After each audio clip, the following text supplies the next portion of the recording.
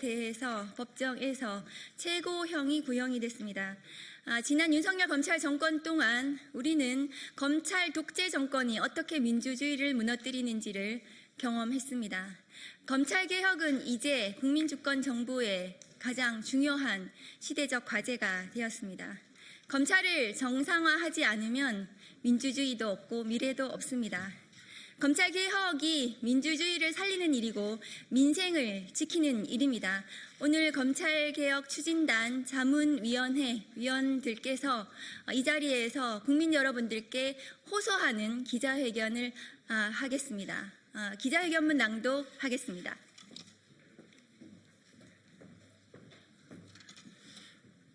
총리실 검찰개혁 추진단 자문위원회 위원 사퇴의 말씀과 완전하고도 철저한 검찰개혁 촉구문. 지난 윤석열 정부는 권한남용과 부패로 대한민국 민주주의를 백척간두의 위기로 몰아넣었습니다. 윤석열이 불법계엄을 통해 내란을 획책하여 대한민국의 시계를 70년대 독재 시대로 되돌리려고 시도할 수 있었던 것은 일부 정치 군인들뿐만 아니라 수사권, 기소권, 영장청구권 등 막강한 권한을 한 손에 쥐고 통치 권력의 앞잡이 역할에 충실했던 검찰이 있었기 때문입니다. 윤석열이 내란을 시도하는 과정에서 검찰이 공모 협조하였다는 여러 정황이 이미 드러나 있고 전 검찰총장 등 내란 우두머리 윤석열이 석방되는 데 협조하기도 하였습니다. 이처럼 검사 출신 대통령 체제 하에서 검찰 중심의 수사권, 검사만이 독점하는 기소권과 영장 청구권은 정치 운영과 사회 지배의 핵심 도구로 기능하면서 검찰공화국, 검찰국가 내지 검사의 나라를 완성시켰습니다. 다행스럽게도 빛의 혁명으로 내란을 진압한 국민들은 윤석열 대통령의 파면을 이끌고 현 국민주권 정부를 탄생시켰습니다. 동시에 수사권과 기소권을 독점하고 무소불위의 권력을 행사한 검찰청의 폐지를 이끌어냈습니다. 또한 정부와 국회에 선택이 아닌 생존의 차원에서 검찰개혁을 완수해 줄 것을 명령하고 있습니다. 특권의식과 부패에 찌든 현재 검찰 조직을 해체하고 정상화하는 과정을 거치지 않고서는 대한민국의 민주주의와 국민의 인권이 언제든 다시 위협을 받을 수 있기 때문입니다. 수사기소의 완전한 분리를 위한 검찰개혁의 철저한 이행은 국민주권 정부에게 내린 국민의 지엄한 명령입니다. 지난해 9월 검찰청을 폐지하고 수사권과 기소권을 분리하는 내용의 정부 조직법이 국회를 통과하였고 오는 10월 2일이면 검찰청은 78년 영역의 역사를 뒤로하고 역사의 종언을 고하게 됩니다. 현재 국무총리실에는 검찰개혁 추진단이 구성되어 검찰개혁을 이행하기 위한 후속 법안 작업이 진행되고 있습니다.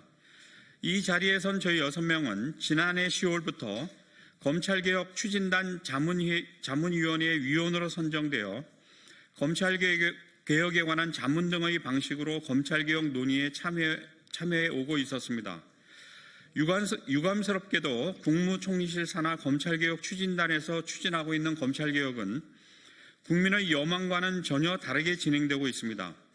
검찰개혁 추진단의 작업이 개혁의 대상이어야 할 법무부 파견 검사들과 검사 출신 청와대 민정수석의 주도하에 진행되면서 해체되어야 할 검찰 권력을 오히려 되살리는 방향으로 진행되고 있습니다. 지난 12일 국무총리실에서 공개한 공소청 법안과 중수청 법안은 저희 자문위의 논의 상황이나 의견과는 상당히 거리가 있습니다. 두 법안을 검토한 자문위원들은 당혹감을 넘어 뒤통수를 맞는 모욕감을 느끼지 않을 수 없었습니다. 두 법안은 자문위가 검토해온 의견을 제시한 것과는 상당히 차이가 있고 많은 내용은 검토조차 되지 않은 것이기 때문입니다. 앞으로도 이런 식으로 법안 작업이 진행된다면 자문위는 필요치 않을 뿐더러 검찰개혁 추진단이 자문위를 들러리로 내세워 국민들을 속이는 행위를 벌이고 있다고 말하지 않을 수 없습니다.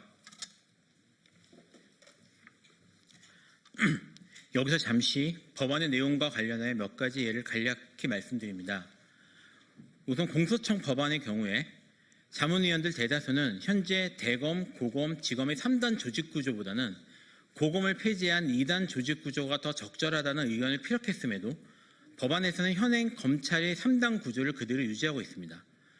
사법부에 속하는 법원의 심각 구조에 대응하여 설립되어 있는 현행 검찰의 위상과 위계 구조를 그대로 유지하겠다는 것입니다. 이미 십수년 전부터 역할이 없는 고검은 폐지해야 한다는 목소리가 높았음에도 법안은 이를 그대로 유지한 것입니다. 공소청 조직의 소장에 대해 종전 검찰청에서는 검찰총장이라는 명칭을 그대로 유지하였을 뿐만 아니라 검사의 직무사항에 관하여서도 종전 검찰청법에 규정된 것보다 더 늘어났고 자의적인 확대 해석이 가능한 조항들도 포함되어 있습니다. 수사와 관련하여 사법 경찰 관리를 일반적으로 통제하고 범죄 수사에 있어서 협의와 요청을 넘어 요구까지 할 수 있는 규정을 신설함으로써 검사가 경찰과의 수사 협력이 아닌 수사 지휘, 통제로 남용될 수 있는 독조 조항까지 숨어 있습니다. 검사의 신분 보장에 대해서도 다수 자문위원은 이번 기회에 징계로 파면이 가능하도록 변화가 필요하다고 했음에도 법안은 현 검찰청법 검사의 특권적 신분 보장 규정을 그대로 유지하고 있습니다. 검찰 항고와 관련해서도 현재의 항고 재항고 제도는 국민의 신속한 권리 구제를 위해 재항고를 폐지하고 법원 재정 신청을 활성화하는 등 전면적인 검토와 수정이 필요하다고 했음에도 법안은 고검을 살리기 위해 현 규정을 그대로 유지하고 있습니다. 나아가 중요한 개혁 과제의 하나인 법무부의 탈검찰화를 위한 규정 개정도 전혀 반영되지 않았습니다. 현 검찰청 규정을 그대로 옮겨와 앞으로도 법무부의 지휘 감독을 받아야 할 검사들이 오히려 법무부를 장악할 수 있는 길을 열어놓은 것입니다. 이런 식의 개혁이라면 도대체 왜 검찰청을 폐지했는지 묻지 않을 수 없을 정도입니다. 다음으로 중수청 법안의 경우 자문위원들은 특별수사기관의 성격상 선택과 집중의 수사가 될 수 있도록 수사범죄를 4대 범죄로 좁혀서 수사를 하는 것이 좋다는 의견을 제시했습니다. 그러나 법안은 오히려 9대 범죄로 확대되었고 거기에다 논의조차 되지 않은 사이버 범죄까지 명시하고 있습니다. 다수 의원들은 적지 않은 사건에서 중수청과 경찰청 국가수사본부의 수사 경합, 수사 중복이 일어날 가능성을 예상했습니다. 수사 경합 시 중수청에 우선 수사권을 줄 경우 자칫 중수청이 하고 싶은 사건 위주로 사건을 골라 수사하고 이른바 폼 안 나는 사건은 경찰청 국가수사본부로 보내는 등 결과적으로 경찰청 국가수사본부의 수사를 형해할 가능성을 우려했습니다. 때문에 수사 경합의 경우 수사기관 간 우선 수사권의 기준을 명확히 마련하는 것이 타당하다는 의견을 피력했습니다. 그럼에도 법안은 중수청에 우선권을 주는 것으로 설계되어 있습니다. 검사가 장악하는 중수청을 통해 하고 싶은 사건 위주로 선택적으로 중대범죄 수사를 하겠다는 의도가 엿보입니다.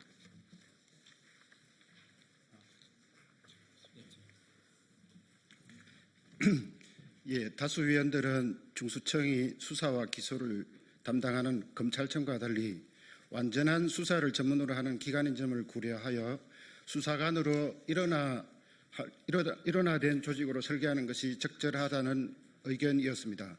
그럼에도 법안은 수사사법관과 전문수사관의 이원 조직으로 설계되어 있습니다. 이들은 사법관과 수사관으로 약칭될 것입니다. 행정부 소속 수사공무원에게 법원을 지칭하는 사법관이라는 명칭을 부여하는 입법례는 전 세계에서 찾아볼 수 없습니다. 물론 프랑스에는 판사와 검사를 아울러 사법관이라 부르는 예가 있습니다. 하지만 이는 우리와 법적 토대가 다르기 때문에 우리나라 실정에 맞지 않는 개념입니다. 심지어 현행 검사도 사법관으로 보는 사람은 없습니다. 더 심각한 것은 자문위에서 전혀 논의되지 않았음에도 법안은 검사 출신들을 특별 대우하기 위해 수사사법관이라는 지위를 부여하고 있다는 점입니다. 수사사법관의 권한과 예우도 현 검사에 준하도록 하고 있어 중수청이 검사 중심적이라는 비판을 받기에 충분합니다. 이원적 조직구조는 앞으로 조직 내 화합을 해치고 갈등을 조장할 수 있을 뿐만 아니라 우수한 수사관을 모집하는 데 결정적 장애 요인이 될 것이라 판단합니다. 나아가 법안은 중수청이 수사를 시작하면 공소청 검사에게 통보할 의무를 부과하고 있는데 이는 공소청이 수사에 전면 관여하는 통로를 열어놓는 것이나 다름없습니다. 또한 공소청 검사는 중수청에서 송치한 사건과 관련하여 다른 사건을 입건할 것을 요청할 권한도 부여하고 있습니다. 악마는 디테일에 숨어 있는 법입니다. 이는 공소청 검사가 수사 개시 단계부터 중수청의 수사를 전방위로 통제하고 지휘할 수 있는 구조를 만들어 놓는 것이나 마찬가지입니다. 이는 수사 기소의 분리를 위한 검찰 개혁의 취지에 정면으로 위배됩니다. 여기서 수사사법과는 공소청의 기소 기능과 중수청의 수사 기능을 결합하는 매개체가 될 것으로 우려하지 않을 수 없습니다. 이러한 점을 감안할 때 중수청 법안은 현행 검찰의 특수부, 과거 대검 중수부를 중수청으로 격상시켜 제2의 검찰청을 만들려는 것이나 다름없습니다. 또 다른 검찰을 만들기 위해 굳이 검찰을 폐지하였다는 것입니까? 현재의 검찰을 대신하는 제2의 검찰청을 설립한 뒤 검사들이 계속 특수 중대범죄 수사를 독점하도록 하여 향후 수사권과 기소권을 한 손에 쥔 검찰청을 다시 부활시키겠다는 의도가 숨어 있는 것으로 의심하지 않을 수 없는 이유입니다. 이번 중수청 법안이 과거 대검 중수부 검사들의 오랜 꿈이었던 대검 중수청을 실제로 구현한 것이라는 말이 공공연하게 나오는 것 역시 같은 맥락입니다.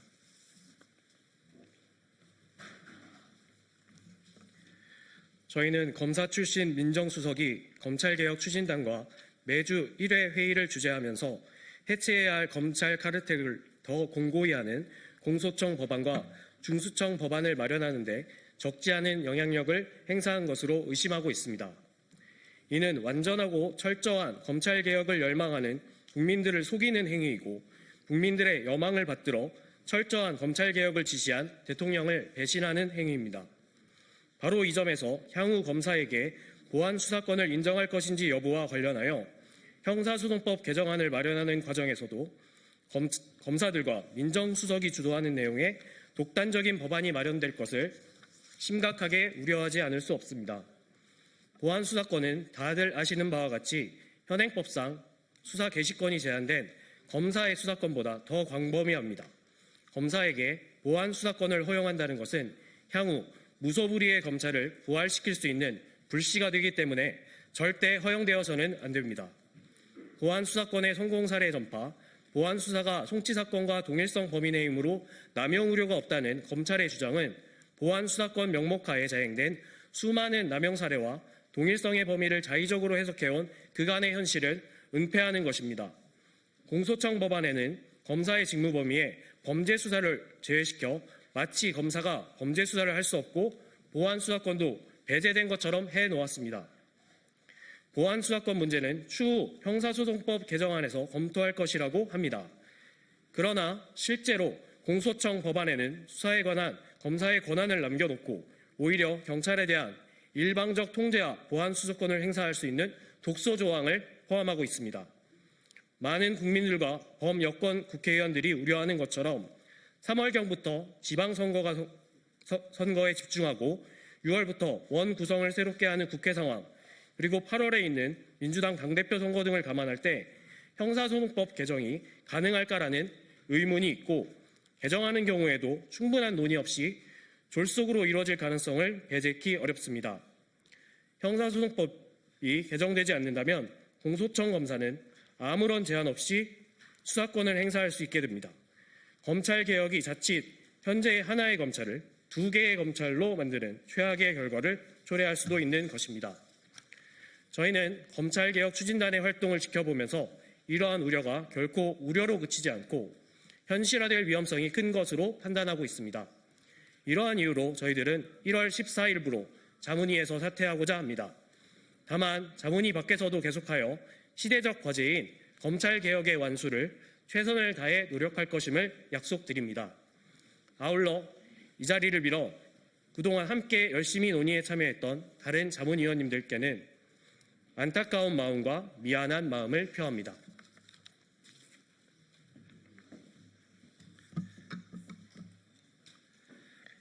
오늘 이 자리에 일정상 참여하지 못한 김성진 변호사를 비롯하여 자문위를 사퇴한 6인은 의병과 같은 상황 인식과 심정으로 뜻을 함께하여 행동합니다.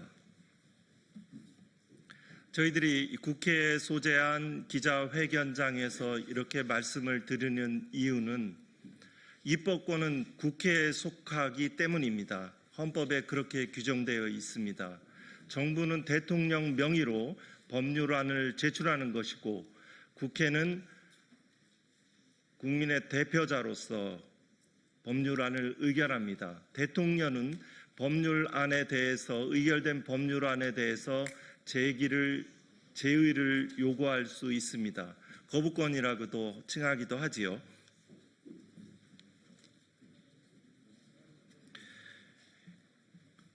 끝으로 회견문 이어서 말씀드립니다. 국무총리실은 완전하고도 철저한 검찰개혁이라는 중차대한 사명을 떠안은 만큼 국민들을 두려워하는 마음으로 통제받지 않는 무소불위의 검찰권을 분산하여 견제와 균형이라는 민주적 통제 시스템이 작동하는 검찰개혁 법안을 마련해 주시고 이에 따라 깊은 성찰이 있기를 강력히 요구합니다. 아울러 국회에 민주당을 비롯한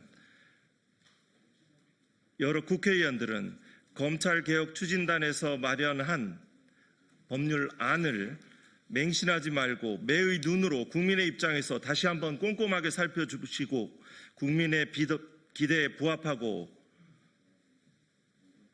검찰개혁의 본래 취지에 맞는 우리가 왜 검찰개혁을 시작하였는지 그것이 왜 빛의 혁명 과정에서 제1의 과제로 설정되었는지 깊게 간절한 마음으로 입법에 적극 나서주기를 간절히 부탁드립니다.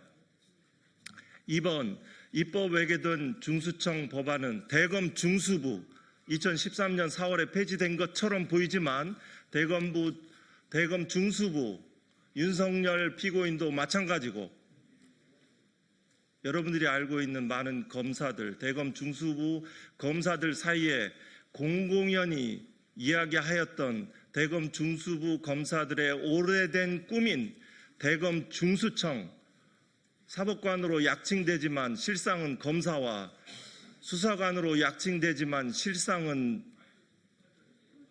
보조자에 불과한 3,000명의 규모를 갖는 대검 중수청을 만들려는 의도하에서 기획된 것입니다. 절대 현재 입법 예고된 중수청 법안은 안 됩니다. 공수청 법안은 또 어떻습니까? 수사를 하지 못한다는 명시적 규정이 들어가야지 수사 인력을 어떻게 배치할 것인지 조직법으로 최소한의 완성된 기초를 가집니다. 수사는 무엇입니까? 대법원 판례에서 이렇게 정의합니다. 범인을 발견하고 확보하고 증거를 수집, 보존하는 수사기관의 활동이라고 합니다. 검찰은 수사기관이 아닙니다. 공소 전담기관도 아닙니다. 소추기관입니다. 기소를 하고 공소유지 활동을 하는 소추기관일 뿐입니다. 수사를 해서는 안 됩니다. 형사소송법에 검사 작성 피의자 신문조서, 참고인 진술조서는 삭제되고 사라져야 합니다.